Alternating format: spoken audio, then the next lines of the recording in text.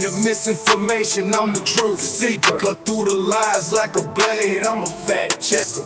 Black communications, the social need to follow. Unmasking fake news, exposing them all tomorrow. I'm on a mission, fighting for the information. No room for deception, it's time for retaliation. Black communications, we set the record straight.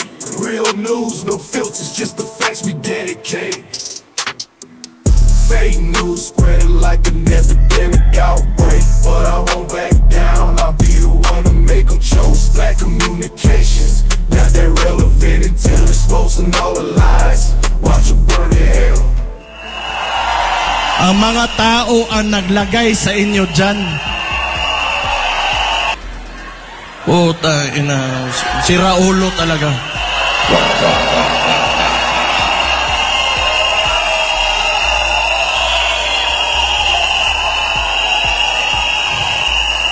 Kinontradict lang nila yung kagagawan nila. Kinokontradict lang talaga nila sarili nila. Tapos ipapalabas nila, wala naman talaga tong ginagawa itong administration na to. Alam nyo saan magaling ito? PR lang.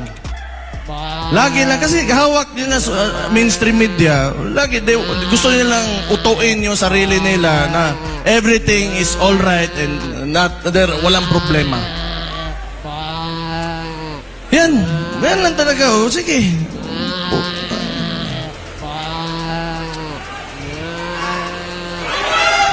Tapos gusto pa ng...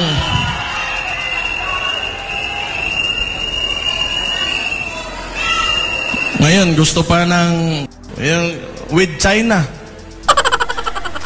Pwede ka naman, you can approach, the best way to approach, especially pag territorial conflict, is through diplomacy talaga yan.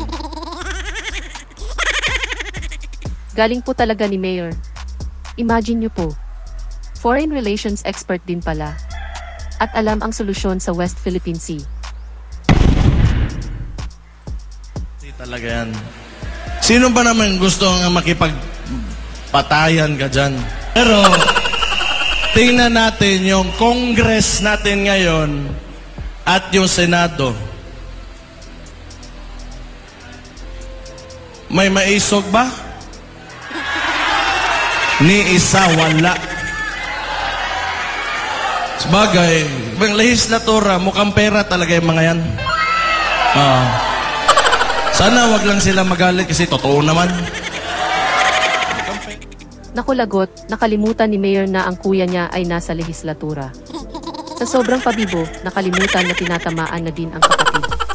Yun po bang 51 billion pesos ang tinutukoy niyo, Mayor, na pagiging mukhang pera ng lahat ng taga-lehislatura? Based on experience po ba? Huwag niyo po babawiin yan kung talagang maisog ka, Mayor, walang bawian. Mukhang pera na. Hindi siguro lahat, pero mukhang pera yung mga yan.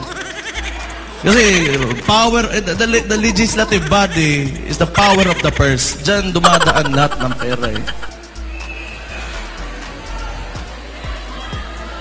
Ikaw, Bongo. Kumpare ka. Pero kung alam ko lang pala na magkakaganito, yung mga tao, yung nagboto kami, mga dabawin nyo, nagboto kami sa Imuhabong. Kung alam ko lang na ganito lang pala yung gagawin mo, sana hindi na lang.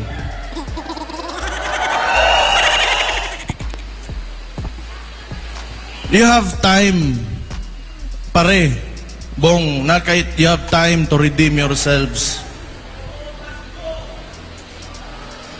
Ihatag ni, pakita sa MOA that you will stand by the Filipino people. Show your love, yung pagmamahal mo sa bansa, na mas umaapaw pa kaysa sa pagmamahal mo sa sarili mo. Kasi hirap na yung mga tao ngayon.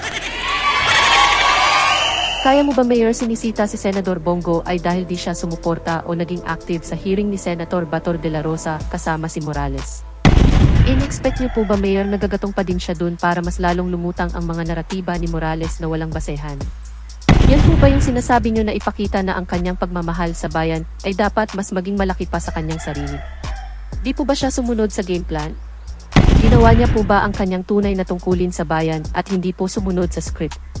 Para pong nagkakasumbatan na ay, di po maganda sa isang samahan ang may sumbatan ng utang na loob. Lumalabas po ang tunay na ugali ng mga sumbatero.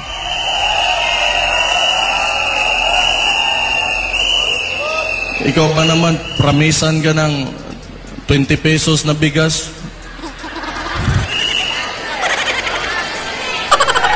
Typical na ano talaga, textbook na scam. Ala, ano talaga, pangloloko lang talaga nakikita ko. Abuse of authority, lahat ng pinapakita ng administrasyon na to is not a good example, you know, for our current leaders and our future leaders. Kung yan yung pinapakita na ugali, kultura, and you know, ways of handling government, then kawawa naman yung Pilipinas talaga.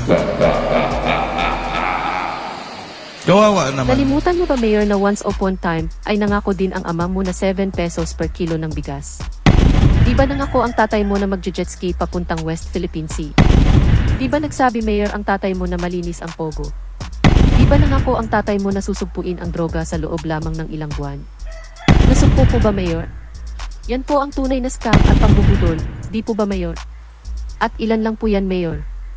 Di po ba may Farmally scandal pa? Si Michael Yang at posibleng si Mayor Alice Gupa, di po ba, Mayor Baste? Pakigalingan na po ang pag-iyak at paninira, pakibilis-bilisan po at mas galingan pa. Malapit na po yata pumasok ang ICC. Magkakaalaman na kung paano po kayo maging maisog.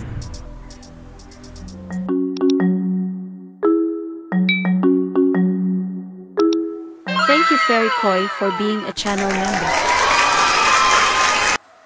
In a world unfolding, where stories come alive amidst the chaos. Please support Splat Communication channel memberships.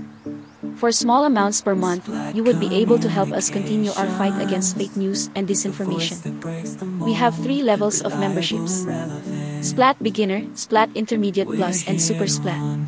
Channel members have the any or all of the following perks: Loyalty Badge, Priority Reply to Messages, Members Only Live Chat, in-video and live video shoutouts, Early Access to Videos, Connecting to Social Media, Free and Discounted Merchandise. Hurry! Please become a channel member now. What can you say? Kindly share your thoughts in the comment section. We hope you enjoyed and learned something today. In behalf of the Splat Communications team, till next time. Stay safe. Rosa out. Bye. Ain't no land of misinformation, I'm the truth seeker. Cut through the lies like a blade, I'm a fact checker. Splat Communications, the social need to follow. Unmasking fake news, exposing them all tomorrow. I'm on a mission, fighting for the information. No room for deception, it's time for retaliation. Splat Communications, we set the record straight. Real news, no filters, just the facts we dedicate. Fake news spreading like an epidemic outbreak, but I won't back down, I'll be the one to make them choke. Splat Communications, not that relevant until exposing all the lies.